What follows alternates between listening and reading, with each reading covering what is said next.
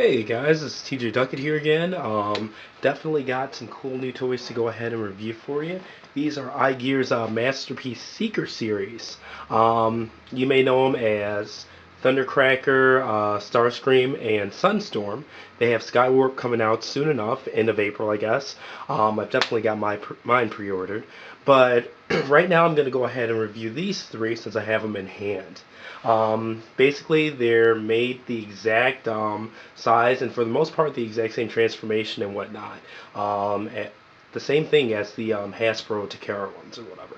So if you own those, you pretty much know what you're getting with a couple of fixes. But anyways, going ahead and looking at the alt mode first here. I think they're amazing. I'm not someone who's had a lot of Masterpiece figures, so for me, these were definitely a treat. Off the bat, outside of the stand and stuff, the first thing that I noticed was that it came with the actual Ghost Flyer figure, as you can see there, and he is removable. But that was one thing that was really cool about it, because in the G1 series, I'm sure you guys have all noticed when they transform, they would have that holographic fighter pilot riding inside of them. Really cool. Just a nice little fan service thing that they threw in.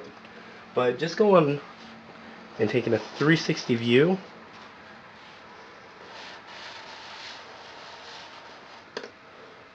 alright, get my hand out of there for a second on each one. These are just big, beefy planes. And to get an example of just how big they are, something that I've done a recent review with, I'm going to go with first edition Bulkhead, the Takara version. It doesn't really matter, but I'll go ahead and rest him on top. As you can see, even Bulkhead's a pretty big toy, being a Voyager and stuff like that, and these things are just ginormous. They're just excellently done. I'm going to go ahead and unclip it here from the display stand to show off the stand itself a bit. Move that back some. It does come with removable missiles on the base. 2 pair. And the actual stand itself is removable. You can put it either horizontally like it is now, or there's a slot for it to slide in vertically as well. So depending on how you want to display them and things like that, definitely add some variety to it. And looking at the plane itself, I mean, they're just playing a very well-made, very detailed figure. I'll go ahead and show off the bottom here. Alright, and that's the vehicle mode. I mean, honestly, the main differences between the vehicle modes are just going to be the color. Sorry about that, that does snap into place. But, you know, I'm going to go ahead and review Thunderstorm for alt mode. And then I'll go ahead and get into Sunstorm and Starscream as well, so you can see the different colors and stuff like that too towards the end. And that's the vehicle mode.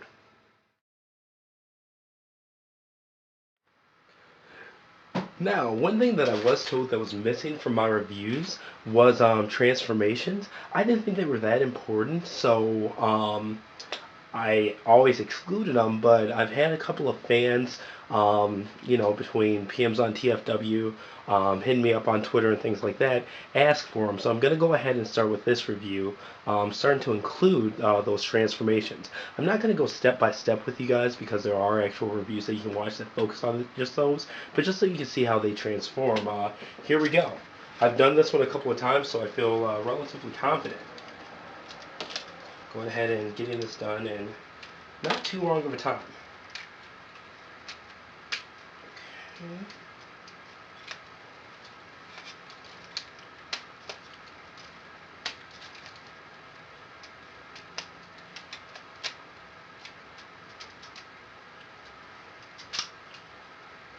And I definitely don't do it like the instructions say. It's one of those ones where you can kind of, you know, make your own adjustments, see what's just the best for you.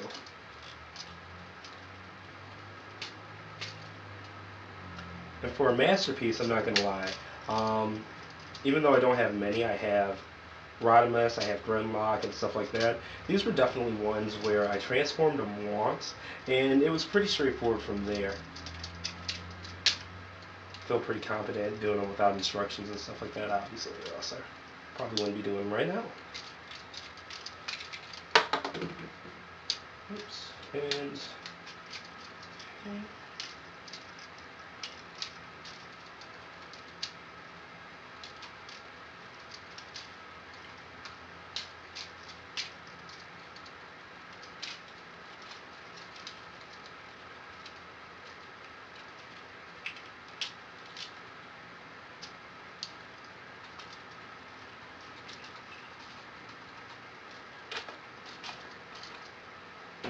Oh yeah, I almost forgot to take the little guy out. Duh.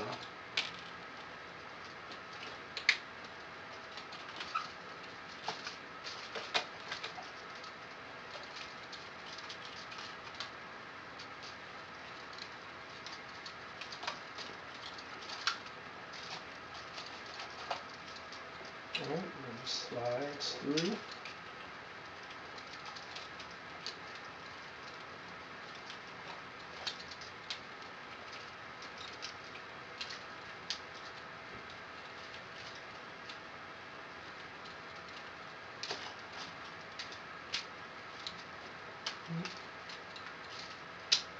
Then this top body part slides down.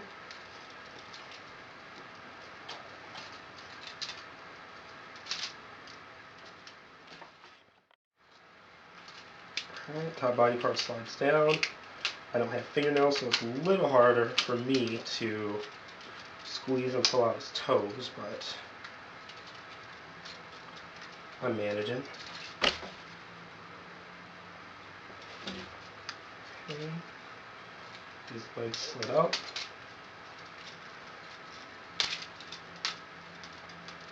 As well. With the arms flipped. Down. And definitely a satisfying transformation, you know?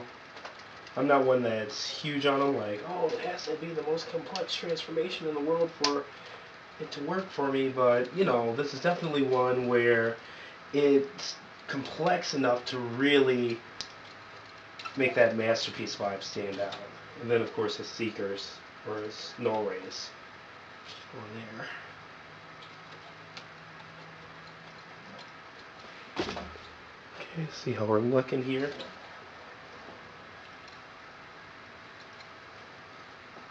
Of course, they have the movable fingers. I actually like that these ones don't have all complete or all of their fingers separately movable, because on my Masterpiece Rodimus that just led to trouble. But yeah, there you go. There you have it. Masterpiece Thundercracker right there. Get a good group shot of them.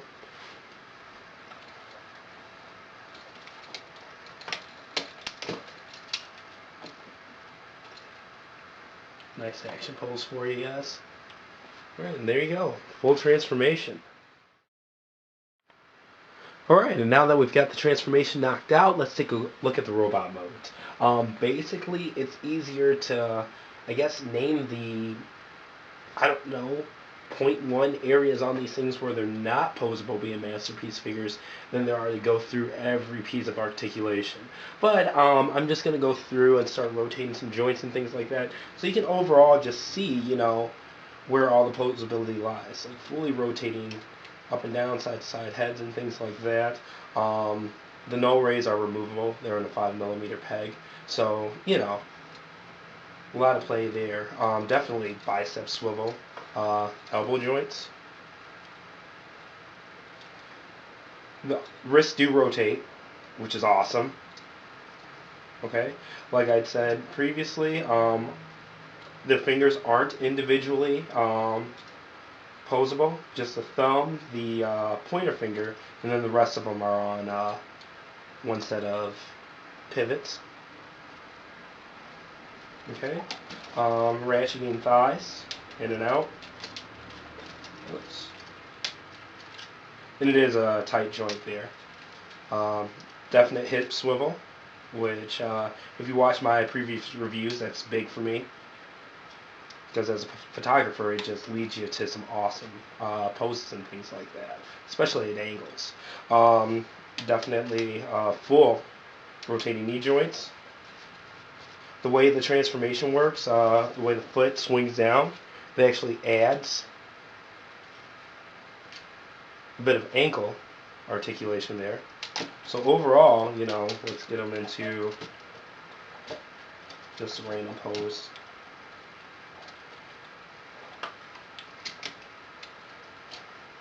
A little back heavy because of the wings and stuff like that, but overall, you know, as you can see, they're just a nice posable figure. I mean, you can't really beat it.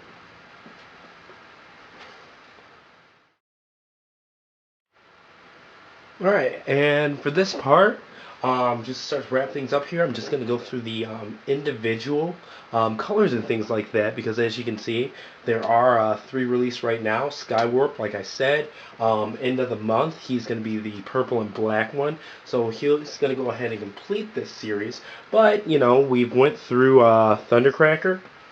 He's definitely my second favorite. He's got the light blue and things like that, which is my favorite color. But yeah, pretty straightforward. What you see is what you get. Very cartoon accurate. Just a lovely, lovely scheme. I'll go ahead and put him in the back. Oops. I don't pop his head off. And then we'll take a look at Sunstorm. And the reason that I like him is because Hasbro, with their upcoming MP11, they're releasing a bright yellow version.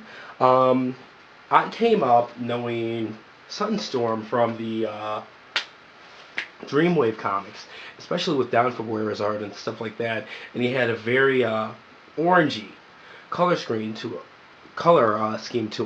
him, very tangy and whatnot, and this one just nails on that perfectly.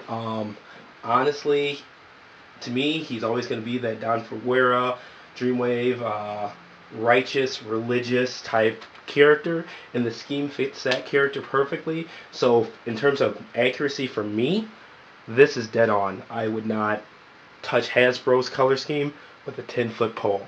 Amazing. Unfortunately, out of these 3, even though they're all fantastic, this is my least favorite. So let's go ahead and get to my most favoritist by default, and that's going to be Starscream, or as they call him, Traitor. As you can see, he's got that bright white, just gorgeous color scheme to him. Shades of gray in there, and it's really subtle between the white and the gray. Like, you can barely even tell that it changes. Even though it's like a blatant line in between like where it's white and where it's gray, it almost seems like a fade effect because the colors are both so close to each other and so clean that it just meshes and works. The blue and red, the hues that they chose or whatever, just a very nice, fresh, not too like vibrant cherry, but definitely not dull. Just perfect. In terms of G1 cartoon accuracy, this thing is pretty much the Universe Classic Starscream brought to Masterpiece scale. In fact, I'll go ahead and get him real quick so you can see the comparison. Definitely close, and this one even has a brighter, more accurate blue to him too. Alright, and final thoughts on these 3 guys. I don't really know how to rate them as masterpieces, because as a mostly classics collector, just getting these things in hand, their articulation, their detail, their fan service, like, they even come with 2 faces. The heads underneath, they rotate. from one face to another. They each come with the same faces. One's a smirk, one's more of a stoic face. But for me, like, these things are out of this world. And I think even if I owned 50 masterpieces, I own Hasbro's Masterpiece Grimlock and Rodimus. And Grimlock's one of my favorite toys, period. But in terms of just the detail, articulation, fan service, like everything that these things have to offer in that package, from like the base stand to the holographic Ghost Pilot, like I said, to the different heads and things like that. These things, whether they're the Hasbro version or the IGear version, which I have, they're like a must for any collector that gets into the Masterpiece series. I cannot wait for the cone heads after getting these figures. They are absolutely incredible. Highly recommend them. I'm not even going to give them like a number scale, because right now I'm just riding so high on these things that they're like a 25 out of 10. But honestly, absolutely magnificent figures. I do understand that there are people who dislike IGear from being so direct in taking Hasbro's molds and copying them so exactly, but at the same time, they're doing molds that aren't available for purchase anymore. I can't go ahead and get these versions of these Seekers right now at retail. Not for, especially like a Thundercracker, less than $200. You know what I mean? So for the price and what you get and things like that, God bless IGear in my opinion. I commend them and I'll support them all the way. Buy these figures as soon as you see them on sale anywhere. Thanks.